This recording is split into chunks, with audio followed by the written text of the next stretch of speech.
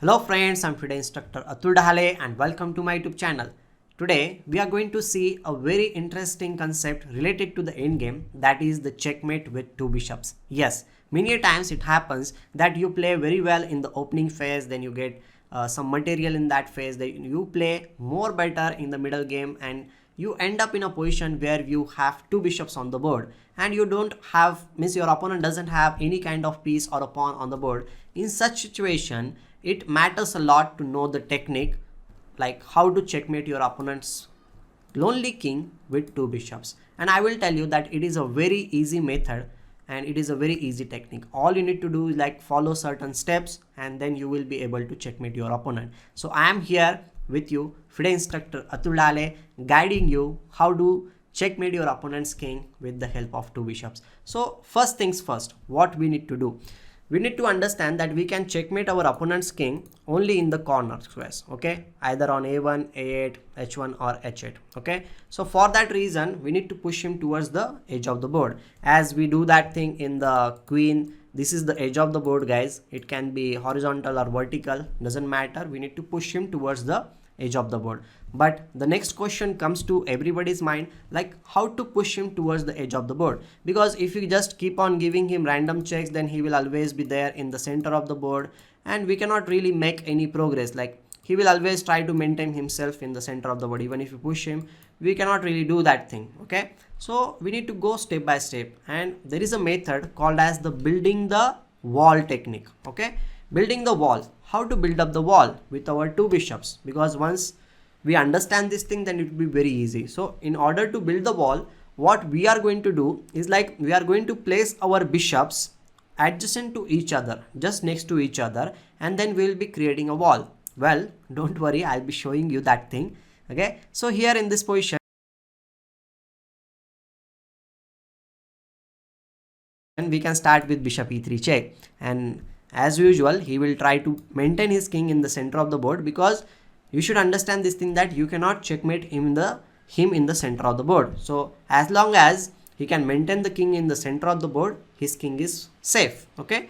Now we have one bishop here, we will be placing another bishop on d3, and now we have built the wall. Now you might ask me, where is the wall? The wall is here, that these bishops are controlling these four squares, and this is the wall which black's king cannot really breach, okay. So here bridge, okay. So here it is kind of a shield which you have, and with that shield we will be pushing our opponent's king backward and backward towards the edge of the board. That here we want to push him here. We can do same thing if we are doing vertically also. In that case our bishops will be somewhere here and we will be pushing him towards this side. So it can be vertical or horizontal, doesn't matter, but the wall should be there. But one thing you should not forget, while doing that thing we should take the help of the king. Without the help of the king you cannot really build the wall successfully, okay. So here after bishop d3 he might play here, and you can see that now the wall is here, and if I want to develop the build the wall here or something like that with my bishops going forward, I can play this move, and he will play this and I will play this move, and the wall is built, and you can say like, okay, the bishops are long range pieces and they are controlling everything, and it's very easy. But you should understand this thing, that in this position it's not compulsory for him to go behind. He can come up here and your wall is not really built. He is coming forward, he is maintaining himself in the center of the board. So that's why you should take the help of the king. So you should play king f3. He will play, whenever it is not possible for you to play any good move with your bishops, you should play your king, okay. That's what we are going to do. Now he has played the king to e6 square. Now what to do? Well, we can definitely play bishop to d4 square, but in that case he will attack our bishop, and we don't want him to attack on our pieces. We want to go slowly and gradually. So this square we need to control, because our king is already controlling this squares, right? So if we control this square, some kind of a wall is already built, because we are controlling this square with our bishop. So in order to control that king, we'll play bishop e4. He might play this, we'll play bishop to d4 square, and the wall is there. Slowly and gradually we are pushing the wall one rank up or one file up and up, okay, until opponent's king reaches to the edge of the board. Once he reaches to the edge of the board, we'll be pushing him towards the corner square. We'll come to that thing, stay tuned with me, okay. So now this is very important thing which I want to show you.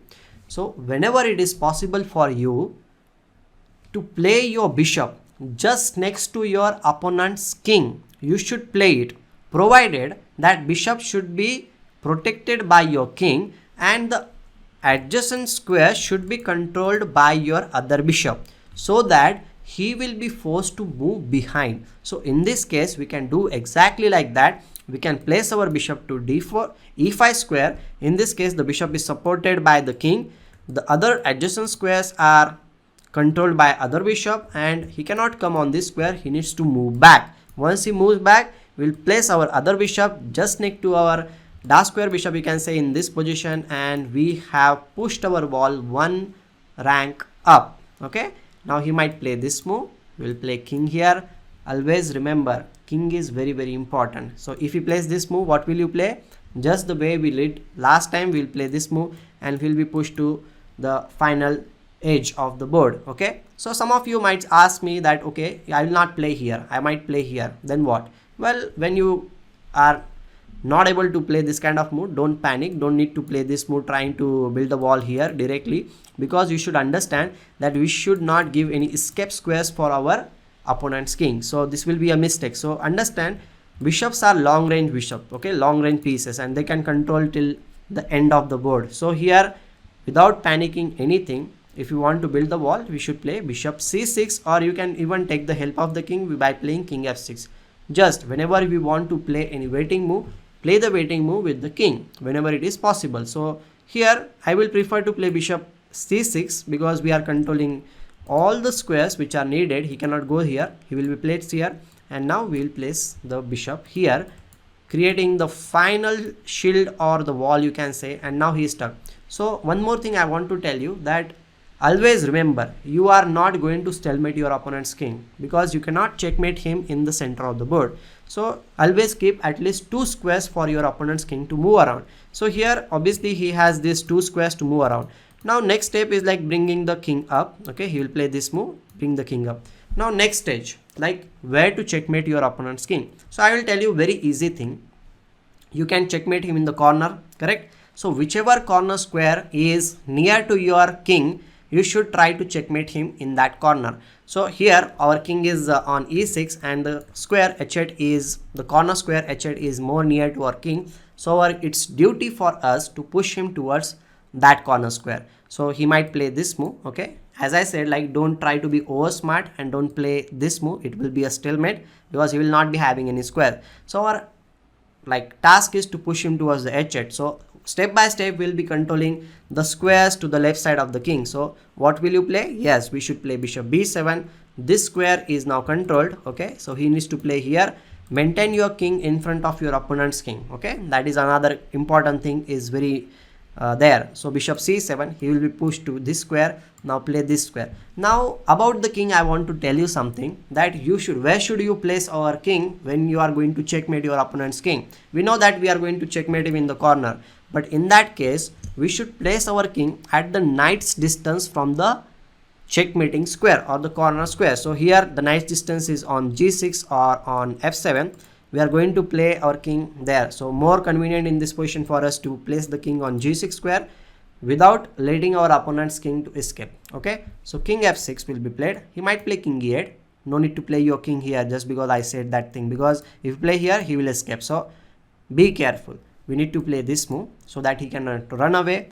He will be pushed to play this move, and now again give a check. You can understand that all the important squares are being controlled by our bishops. Okay, now he'll play this move. Now what are you going to play? Yes, we are going to place our king here or at the nice distance from the corner square. And now if you place this move, now you cannot just play this move and say that okay, I'm going to checkmate you. It's not going to help you. You cannot even do this thing, because if you play that bishop to d5 square, it will be a draw, it will be a stalemate. And if you play this move, then he will have the squares, and if you again give this check, he will run away. Okay, so in such positions, remember this thing, that you need to play one waiting move so that we will be able to checkmate him once he comes. So bishop b5 will be a waiting move. He will play king g8. Now give the check, he will play king h8, and now finally bishop e5 is a check and mates. So guys, I hope that you understood the method how to do it. Use the building the wall technique and checkmate your opponent. We'll be meeting very soon with another good video. Till that moment, take care and goodbye.